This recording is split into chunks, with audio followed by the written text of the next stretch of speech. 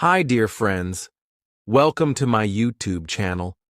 I hope you all are well and ready to learn something new today, where real-life stories help you improve your English naturally.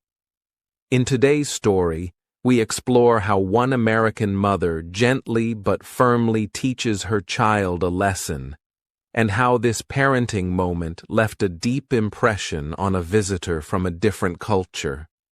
You'll not only enjoy a touching story, but also pick up useful vocabulary and sentence structures along the way. Let's get started. My son, who studied in America, found me an English caregiver named Susan after his graduation. Today, my grandson Toby is already 3 years old. This summer, my son invited me to visit America. During the 3 months I stayed there, Susan's way of disciplining and raising her children made me think in new ways. If you don't eat, you'll go hungry. Every morning, as soon as Toby got out of bed, Susan would serve breakfast on the table and go back to her work. Toby climbed onto the stool by himself, drank his milk by himself, and ate his bread by himself. After eating, he would go to his room, choose his clothes and shoes from the closet, and get dressed on his own. Toby, just 3 years old, still couldn't tell the front from the back of his socks, or distinguish between the left and right shoes. One time, he even wore his pants backwards. When I tried to help him change, Susan stopped me. She said if he felt uncomfortable, he would take them off and change himself. But if he was fine with it, we should just leave him be. That day, little Toby ran around happily, playing with his pants on backwards. Susan acted like she saw nothing and said nothing. Another time, Toby played with the neighbor's kids. After a while, he came running back, exhausted and panting, saying, "Mommy." Mommy. Lucy said my pants are on backwards. Is it true? Lucy was a 5-year-old girl from next door. Susan laughed and said, "Well, she's right, isn't she? Aren't you going to change them?" Toby nodded, then took off his pants, carefully inspected them, and put them on the right way. From that day on, Toby never wore his pants backwards again. Watching this reminded me of my own granddaughter. Even when she was 5 or 6, she still couldn't use a spoon properly. She couldn't tie her shoelaces either. Even now, while she's in middle school, she still brings laundry home every time she returns from her school dorm. One afternoon, Toby got upset and refused to eat lunch. He threw his plate across the floor in anger, and the food scattered everywhere. Susan looked at him firmly and said, "Looks like you're really not hungry, son. Remember this. From now until tomorrow morning, you're not eating anything. Understand?" Toby nodded seriously and answered, "Yes, ma'am." Watching this scene between mother and son, I couldn't help but chuckle. That evening, Susan and I discussed what to prepare for dinner. She suggested Chinese food. I immediately remembered how much Toby liked Chinese food. It seemed Susan deliberately wanted to tempt him with dinner since he had skipped lunch. So that night, I made one of Toby's favorites, Italian noodles cooked in a Chinese style. Despite being a child, he could finish a full plate of it. As we sat down for dinner, Toby climbed happily onto his stool. But Susan calmly took away his plate and chopsticks and said, "Didn't we agree that you wouldn't be eating today? And you promised, right?" Seeing her serious face, Toby instantly burst into tears. Between sobs, he said, "Mommy, I'm really hungry. My tummy's growling." "You need to follow through on what you promised," Susan replied. not showing much softness. Seeing Toby suffer, I felt sorry for him and was about to step in to ask on his behalf. But then my son gave me a subtle warning look. I remembered what he'd told me when I first arrived in America. In America, when parents are disciplining their children, no one else, no matter who they are, should interfere, not even grandparents. So I stayed quietly on the sidelines, unable to help. That night, even after dinner, poor little Toby sat in his toy car, sadly watching the adults eat with his mouth slightly open. I finally understood Susan's intention in asking me to cook Chinese food.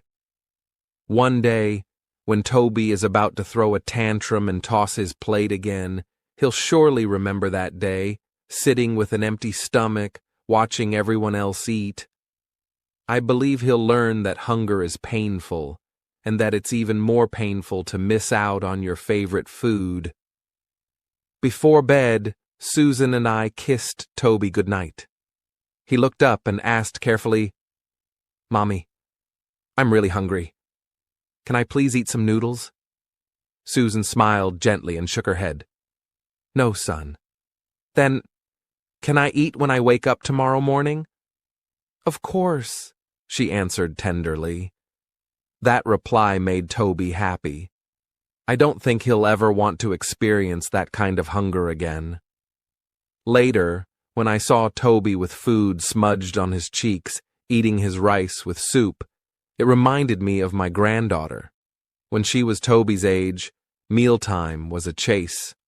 Adults had to follow her around with a rice bowl, and even then, she would bargain, "If I eat this, you have to buy me a toy."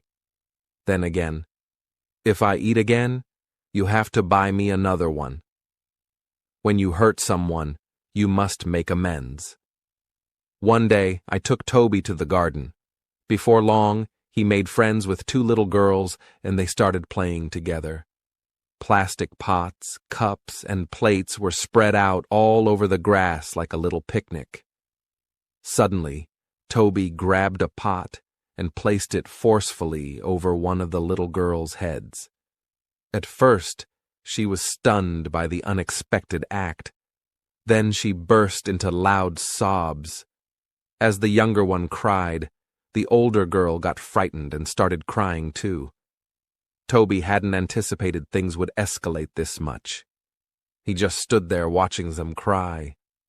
Susan arrived at the scene.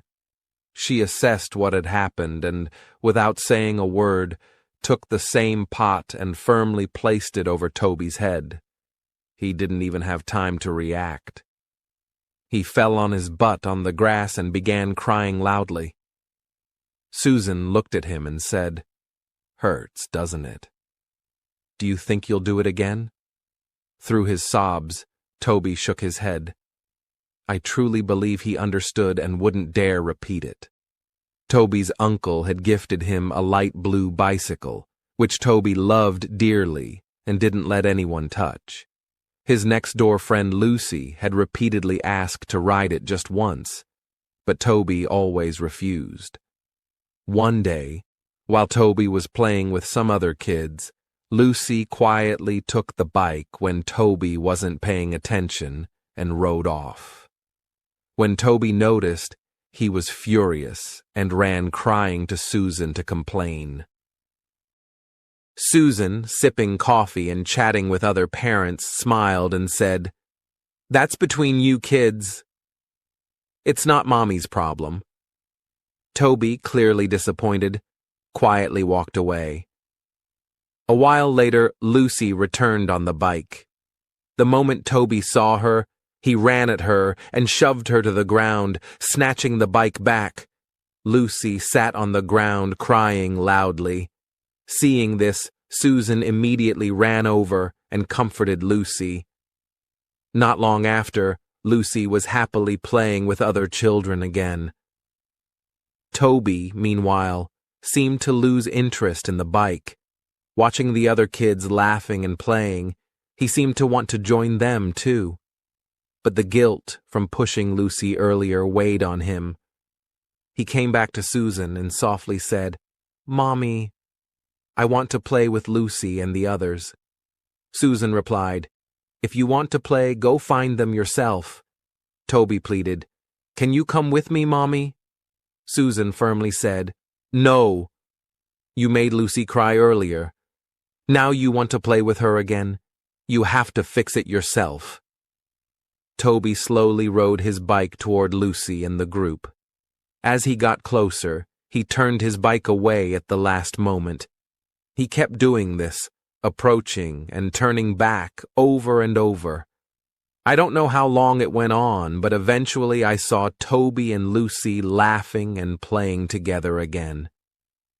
Disciplining children is the parent's job. Susan's parents live in California. When they heard I had arrived, they drove over to visit me. With guests in the house, Toby was bouncing around excitedly. Toby filled a small sand bucket with water and ran around the house playing with it. Susan repeatedly warned him not to spill the water on the floor, but Toby ignored her. Eventually, the water spilled, soaking the floor. Toby, unaware of his wrongdoing, continued to stomp around in the puddles, soaking his pants. As I rushed to grab a mop to clean up, Susan took the mop from my hands and offered it to Toby. "Toby, mop the floor dry. Then take off your wet clothes and wash them yourself." Instead of listening, Toby started crying and shouting. Without saying a word, Susan pulled him into the storage room and locked the door. Hearing Toby screaming in fear broke my heart. I wanted to let him out of the storage room, but Susan's mother stopped me, saying, "This is Susan's business." After a while, we no longer heard Toby crying. Then a small voice came from inside the storage room. "Mommy, I made a mistake." Standing outside, Susan replied, "Then you know what you need to do now, right?" "I do." Toby's voice came back. Only then did Susan open the door. As Toby came out of the storage room, I could see 2 trails of tears down his cheeks. He grabbed the mop, which was almost as tall as he was, and began mopping the floor. Afterwards, he removed his pants and went into the bathroom to wash them. Susan's parents, watching my stunned expression, laughed. That moment made a deep impression on me. In many Eastern families like mine, disciplining a child often turns into a family war. When a child is being scolded, one grandparent steps in to stop it. Another one tries to protect the child, the parents argue, and everyone ends up yelling at each other. Later, as we talked with Susan's parents, the topic of disciplining children came up. Some of the things they said struck me deeply. Children belong to their parents. That's why we must respect the way parents discipline and guide their children. Children may be young, but they're very perceptive. When they see disagreements between the people trying to teach them, they realize they can get away with things that not only fails to improve their behavior, but also leads to confusion and larger problems.